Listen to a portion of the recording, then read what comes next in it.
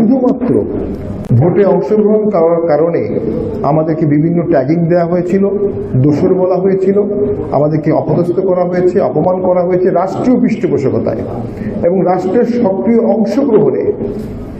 সেইখানে আমরা বলতে চাই যে আমরা 86 সালে যে ভোট করেছিলাম সেটা বিএনপি অংশগ্রহণ করেনি, সেটা কিন্তু জামাত অংশগ্রহণ করেছিল 86 সালের ভোটে।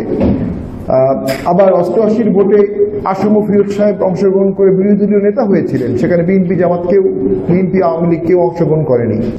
বিএনপি নিজেও 96 সালে 15 ফেব্রুয়ারিতে একটি সম্পূর্ণ একতরফা ভোট বিএনপি করেছিল। 2006 সালে 1,28,00,000 ভোটার দিয়ে একটা ভ্রান্ত ভোট করার চেষ্টা করা হয়, ইয়াজউদ্দিনকে কেয়ারটেকার গভর্নমেন্টে হেড করা হয়।